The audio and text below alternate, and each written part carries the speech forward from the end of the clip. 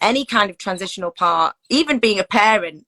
There's definitely imposter syndrome when you're a parent. You're like, hell, I don't know what I'm doing. You're like, but obviously you're not imposter because you've got a child and you have to deal with it. But you're like ill prepared. Let's say you feel very ill prepared, no matter how much you prepare beforehand.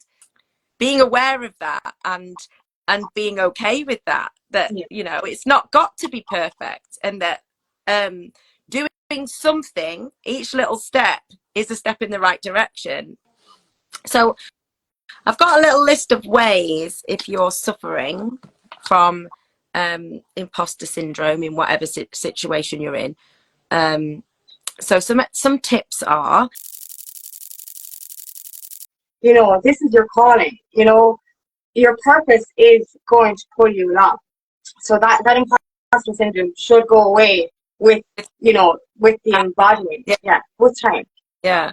And I think in any kind of transitional period, it could be changing jobs, or you know, maybe going to university, or changing the place that you live, or any kind of transitional part, even being a parent. There's definitely imposter syndrome when you're a parent. You're like, hell, I don't know what I'm doing. You're like, but obviously you're not imposter because you've got a child and you have to deal with it. But you're like ill prepared. Let's say you feel very ill prepared, no matter how much you prepare beforehand. And I think it's important to remember that confidence, you know, if you feel like an imposter, it's probably because you're lacking confidence in what you're doing. And confidence is built through repetition. Like, so your first time, you're just not going to be confident. And it's kind of, it's being aware of that and being okay with that, you know, it's not got to be perfect, and that doing something, each little step is a step in the right direction. Yeah, that's it. We fear starting at all because we fear that it's going to be imperfect. We think everything has to be a certain way. But just, I learned this from a course, CCIA, committed, consistent, imperfect action. Once you keep doing something every day, you will get good at it. You will, like, you know, first time I started doing videos, oh my God, I was petrified, my voice was shaky. You know, it was something I thought that I could never actually get good at. And I just knew that I had to share my message. And I just kept sharing my message. And the more I shared my message, the more confident I got, the more I was, you know, the tech was good. Everything just started to flow better. You know, and even how I speak flows better. It just comes naturally to me now. You know, and this is something that was an alien concept to me. I thought I would be typing content for my whole life because I was just so afraid of camera. But literally, practice makes perfect. And that's what does build your confidence, definitely. Yeah, well, and actually, I was the same. You know, I didn't like being on camera. I didn't like. I wasn't. I would only like a photograph from a certain sort of angle, and I don't like. And I'd also like take a few, and then it'd be like, no, that was not good enough. That's not good enough. And I'm not a particularly vain person, but at all really. But still, you're like, I've got to get it from the right angle. And the problem with is like, it's just, this is what you look like. Deal with it. And so I used to shy away from cameras and videos. But wanting to be a coach, I was going to have to be comfortable on a video. And like when I first started doing coaching, I'd have a tiny bit of anxiety just initiating that Zoom with somebody I didn't know. Yeah, exactly. I like to have a FaceTime with somebody. I'd be fucking so nervous. I'd be looking at myself all the time going, what the fuck, like? Yeah. It's so scary. Now I just go on a call with you or whatever, and it's just grand. It's like a normal phone call. Yeah, but that's the funny thing. It's you don't have like, I look great thoughts, right? It's that you just don't have those bad thoughts anymore, isn't it? And I've more like what we shouldn't be aiming for is like loads of positive thoughts to counteract the bad thoughts. We just need to have less of the bad ones. Like, that's why reframing is great, because it's taking something that's framed in a negative way and lessening it, not necessarily making it positive, but changing it so it's not negative, so that it's progressive. Yeah, but it's amazing how fast things can change, because I'm thinking, I think I started doing coaching maybe February of last year, maybe, or was it this year? Maybe it was this year actually. And in February this year, I was uncomfortable on camera, just Zoom, like Zooming somebody I didn't know. And and now I'm doing lives and not caring at all. And that's the thing. I started doing lives as well. It was because I didn't know tech, like, and it was just the way I sort of thought it is like, if you do a live, you can't go back and watch it and say I can't post that. You have to just post it, and that's a good way to overcome the confidence barrier as well. It's literally just put it out there, being perfect. It's like the whole objective is it's about the message. Like that's another way of overcoming imposter syndrome. Stop making it about you. You're doing this for a higher purpose. You're doing it for your clients. You're doing it for the world. You're doing it for humanity. You know what I mean? Yeah. When you take it away from yourself, you forget about all that kind of the what you look like on camera and stuff, because it's the message. It's not what we look like. Yeah, I would say most anxiety is obsessing on self, isn't it? It is. It really is. Definitely. Yeah. Stop obsessing on self or on other people's view of yourself. And a lot of the time, what you think other people's view of you is often just your deep-rooted negative beliefs about yourself. But that's the thing. We spoke about this a little bit earlier. Like, what we think about ourselves is the complete opposite to what other people think. Yeah. There's people complimenting us on our content and all that, and we're like, oh, okay, I am helping people. And you're sitting there going, oh, I wonder, am I doing it right or doing it wrong? Whereas everyone else is worshipping you, and you're like, oh, okay, maybe I am doing something right. Yeah, yeah.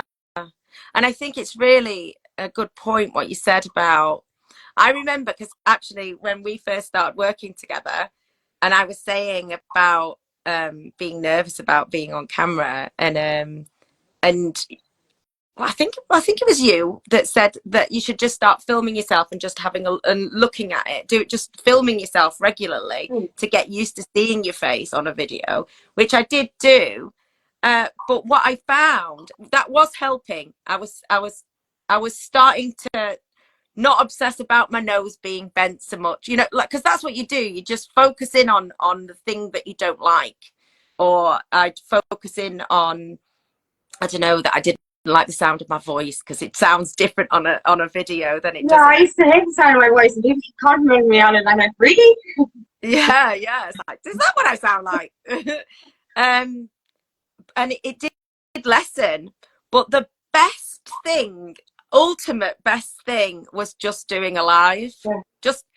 And it's that ripping the plaster off, isn't it? Really is, yeah.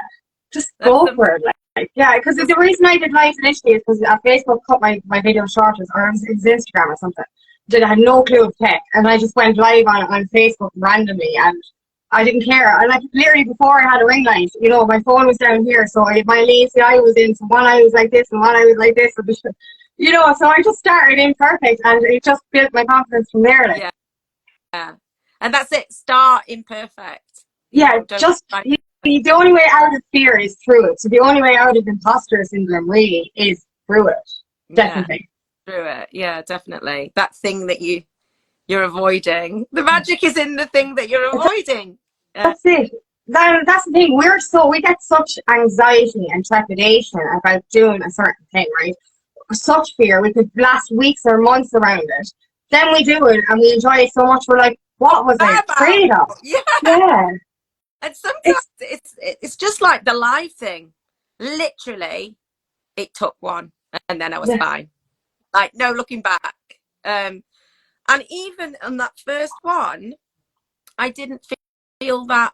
I didn't feel terrible after the first maybe 5 minutes, and I think it really helped. So if anybody out there is thinking of like they want to get their face, or like talking on camera, or whatever, that it's a real great place to start like this, to having a chat, because then it becomes not about you, it becomes about the content, and you've got someone to support you. See, I think the worry is that everything will fall out of your head, and then you're like, you'll stall, which I do a lot actually. In just general life, I keep walking into a room and thinking, I don't know why I'm here. Yeah, so I guess that would be a fear that people would like forget what they're saying. So that's why it's really great to do it paired, you Yeah. know, get Well, your like I've done that in the middle of a video. I've literally kind of stumbled on a sentence or forgotten how to word it, and I'm like, I literally just leave it in the video because, well, I don't know how to edit. But at the same time, it's just like, actually, look, we're all human. We might forget, or I trip over words all the time as well, and I say the wrong word here or the wrong word there, and it's like, look, whatever. It's imperfect, but it's real, you know. yeah. Yeah. And I think that we should be pushing for more authenticity in the Yeah, world, because definitely.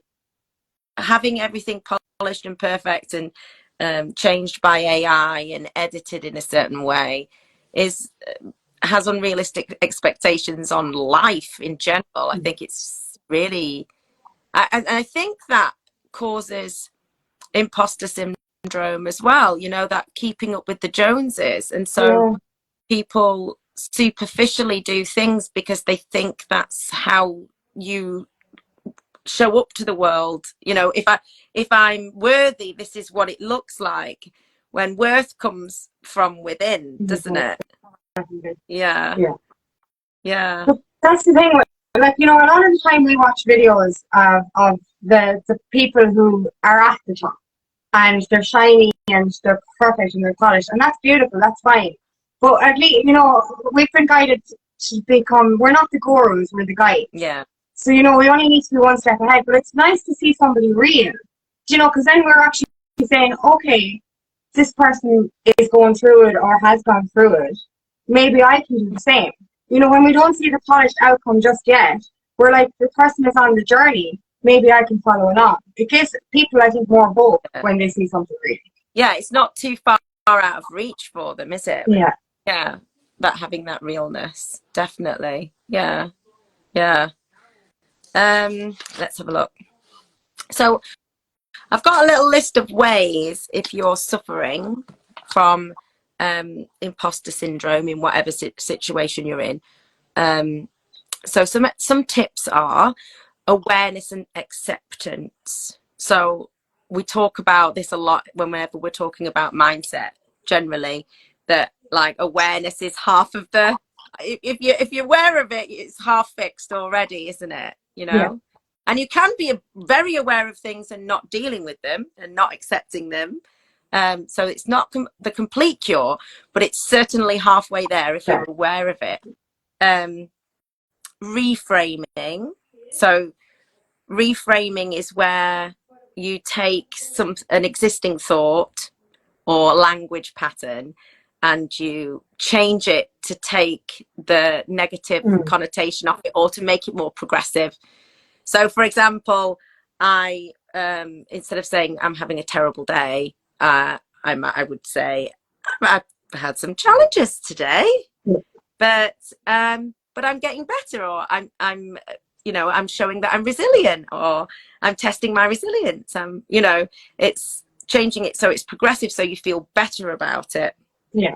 Um, Celebrate successes, celebrate your wins. Yes. That's the big one. And that's one that I've had trouble with. You know what I mean? Like I get to a certain stage and then I'm like, okay, great. Next step, next step. And I'm trying to be 10 steps ahead.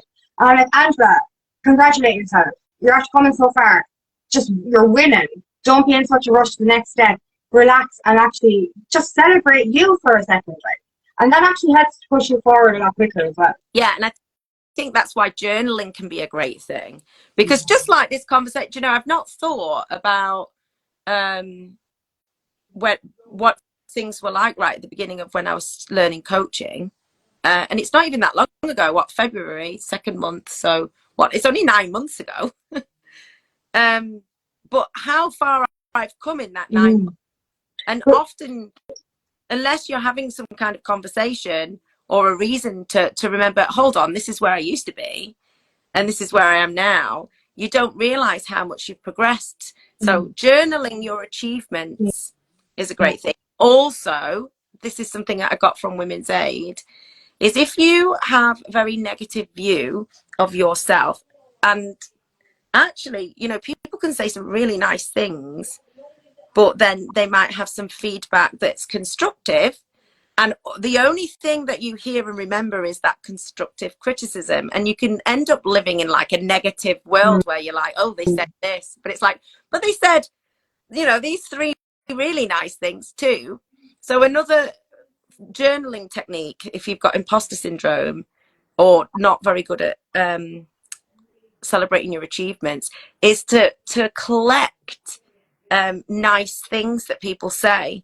And it's not that people will say more than they were before, but it's because you're looking for the nice ones to write down, that you notice the nice ones. Yeah. So that's a really good way. That really helped me when I was going through all of that stuff.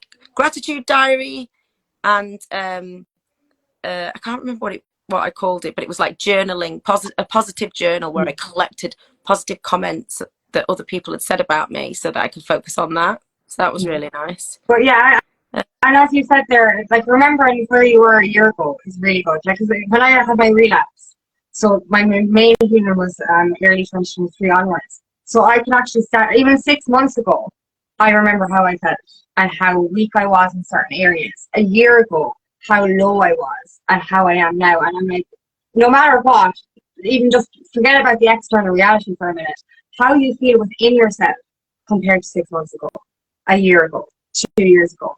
Just that little thing alone can help you overcome that imposter syndrome, because you're like, no, I'm not that weak person that I was a year ago or 6 months ago. I'm who I am now. So that alone deserves, recognition. Yeah, celebrating. Yeah, definitely. And then really important, mindful practices. So I always say on here, I am a massive advocate of meditation. So if people don't meditate, I would highly recommend. Yes, meditation is our it's the medicine. It's the medicine to fix the bread and butter. Yeah, it really is. It's transformed my life. I've been able to give up alcohol, drugs, overcome childhood trauma because of meditation. I'm a better person. I've changed my vibration, my reality, all through meditation. The gateway experience that you shared with me with the Monroe Institute. Oh my God. Like, what the hell? Our minds are so fucking powerful. Meditation can literally fix everything. It fixes depression and anxiety. I don't take any medication anymore. It's transformed my life. It is the medicine to fix those self-limiting beliefs, that imposter syndrome, anything that's keeping us stuck in the past. It's transformative.